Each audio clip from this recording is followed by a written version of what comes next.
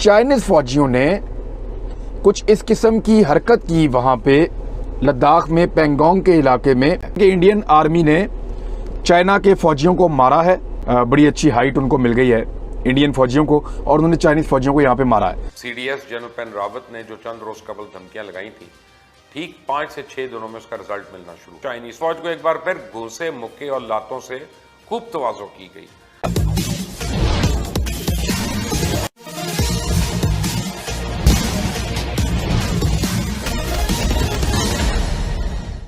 से खामोशी अख्तियार करने वाली चीनी सरकार आखिर क्या हुआ कि अपने मुखपत्र ग्लोबल टाइम्स के माध्यम से उसे कहना पड़ा कि भारतीय सैनिक चीन सीमा में प्रवेश कर गए थे, भारत को ऐसा नहीं करना चाहिए था। इस संबंध में वार्ता से मामले को सुलझाया जा रहा है और आगे भी सुलझाया जाएगा। आखिर इस नरम लहजे का कारण क्या है, हम बताते हैं असली वजह। इस नरम लहजे का यह कारण है कि 29-30 अगस्त की रात पुनः चीनी सैनिक भारतीय सीमा में प्रवेश करने के लिए मंसूबे बना रहे थे और इसकी खबर भारतीय पक्ष को लग गई और इसके बाद भारतीय सैनिकों ने चीनी सैनिकों की जो दुर्गति की, शायद उसका अंदाजा वो नहीं लगा पाए होंगे और इसकी खबर आप तक विभिन्न समाचार माध्यम से मिल भी गई होगी। आइए सुनते हैं पाकिस्तान के चैनल पर इस संबंध में क्या प्रतिक्रिया दी जा रही है। के पास इंडिया और चीन का एक तसादुम हुआ है। ये 29 और 30 तारीख की जो रातें हैं, उन रातों में ये कुछ हल्का फुल्का तसादुम हुआ और आज इसको रिपोर्ट किया गया।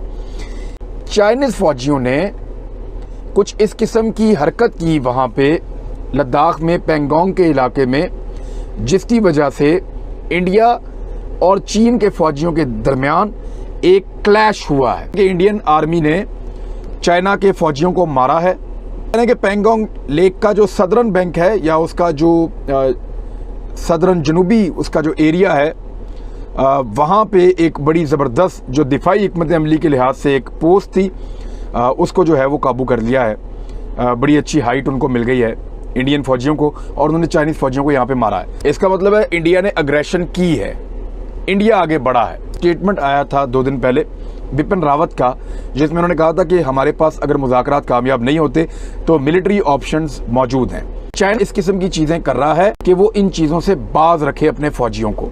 वो चीन को भगा के एक हाइट ले ली है, तो इसका मतलब आप समझ जाएं कि जंग की ज़ुबान में क्या हो सकता है। क्योंकि दोनों तरफ से हथियार का इस्तेमाल नहीं हुआ, गोली नहीं चली, आपस में एक क्लैश ज़रूर हुआ है, धक्कम पेल हुई है। भारत भी साउथ चाइना सी में पहली मर्तबा दाखिल हुआ है अपने जंगी जहाज़ों के साथ अमेरिका की मदद के लिए।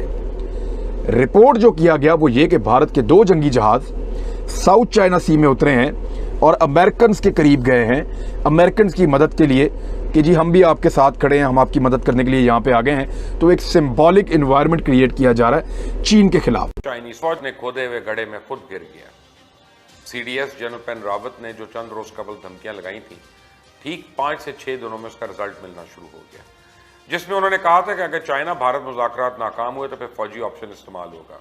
सूरत हाल पर काबू पाने के लिए ब्रिगेड कमांडर सतह की फ्लैग मीटिंग जोशोल पर हुई है। दरअसल हफ्ते की शाम को तकरीबन 500 चाइनीज फौजियों ने जोशोल गांव के करीब एक तंग वादी स्पनगुर में दाखिल होने की कोशिश की और 3 घंटे तक हाथों से लड़ी गई लड़ाई, यानी चाइनीज फौज को एक बार फिर घूंसे, मुक्के और लातों से खूब तवाज़ो की गई।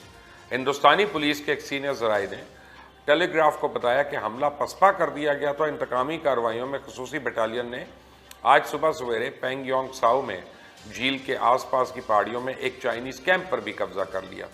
चाइनीज फ़िज़ाइया के तैयारे line of actual control LAC के आसपास फिजा में गश्त कर रहे हैं और हालात इस वक्त कशीदा हैं। DW के मुताबिक भारत ने दावा किया है कि मशरकी लद्दाख पेंगयोंग साओ झील के जनूबी इलाके में चाइनीज फौज ने सूरत हाल को तब्दील करने की कोशिश की, जिसे भारतीय फौज ने नाकाम बना दिया। नई दिल्ली में भारतीय हुकूमत की तरफ से जारी बयान में तस्दीक करते हुए कहा गया कि यह वाक़या 29 और 30 अगस्त की दरमियानी रात का है और झील के जनूब में इस तरह की झड़पें पहली बार हुई हैं। दिफाई माहिरीन के मुताबिक दोनों के दरमियान ये एक नया महाज खड़ा हो गया। खित्ते में तैनात फौजी जराए ने बताया कि दोनों जानिब के फौजियों के दरमियान ज़बरदस्त हाथापाई हुई है और इस वाक़े के बाद खित्ते में फौजी नकलो हरकत में ज़बरदस्त इजाफा हुआ है। चाइना को शदीद रद्द-ए-अमल का सामना करने के लिए तैयार रहना चाहिए। भारत ने आज पहली दफा बाज़ाब्ता तौर पे उनकी फौज ने एक इलामिया जारी की है। 2930 की रात को चाइना की फौज ने दोबारा भारत की एक और जगह, एक और ख्याली LAC जो है उसको अबूर करने की कोशिश की, जिसको भारत की फौज ने नाकाम बना दिया। प्रीएम्प्टिव, यानी इसको प्रीएम्प्टिव स्ट्राइक जैसे होती थी ना, कि यहां पर शक है कि कोई लोग होंगे तो एक स्ट्राइक कर दी, तो ये प्रीएम्प्टिव हमने रोका है। यानी हमने अपनी सरहदों के अगर ना रोकते तो शायद उस अंदर आ जाते। बड़ी स्टर्न वार्निंग भारत ने दी है। सवाल यह है कि अब व्हाट नेक्स्ट, यानी देखिए ना पाकिस्तान इसमें मैं आपको ये बात, चाहे जो भी हो, ये देखिए ना 2-3 महीने से हम ये चाइना और ये सारा डिस्कस करें, अब बाकी मीडिया हमारे दोस्त अहबाब इसकी अहमियत समझने लगे हैं। पाकिस्तान इसमें खिंच जाएगा, पाकिस्तान सकीन होगा, पाकिस्तान की इस्टेब्लिशमेंट सकून चाहे, पाकिस्तान की हुकूमत सकून चाहे, पाकिस्तान के अवाम, ये पाकिस्तान कशिश नहीं होती, मैग्नेट, ये मैग्नेट जंगों का खींचेगा पाकिस्तान को उस तरफ जहां पे LAC और LOC और ये 2 फ्रंट वॉर की जो बात इंडिया कर रहा है, इसमें पाकिस्तान सकिन होगा। ठीक हो गया। जैसा कि आप लोगों को ज्ञात ही होगा कि भारत और चीन के बीच 3488 किलोमीटर की सीमा रेखा है, पर दुर्भाग्यवश चीन पूरी सीमा रेखा को ही एक तरह से विवादित मानता है। हालांकि अंग्रेजों के शासनकाल में भारत और चीन सीमा के बीच विभाजन मैकमोहन लाइन द्वारा कर दिया गया था। पूर्व में हमारी चाइना पॉलिसी में कुछ खामियां रही हैं। हम हमेशा से पाकिस्तान को ही नंबर 1 दुश्मन मानते हैं। चीन के तरफ से आने वाले खतरे को हम लोगों ने नज़रअंदाज किया है।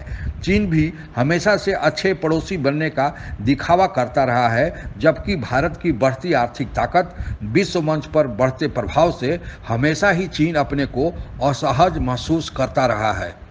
भारत और चीन के बीच पहला युद्ध में भारत को हार का सामना करना पड़ा था, कारण हम पूरी तरह चीन से मुकाबला करने के लिए तैयार नहीं थे।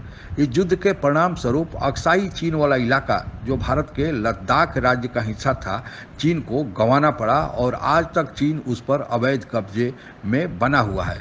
1967 में दूसरी बार चीन से नाथुला रीजन में मुठभेड़ हुआ था, जो सिक्किम के पास स्थित है। इस मुठभेड़ में चीन को भारी नुकसान हुआ था और उसके 400 सैनिक मारे गए थे।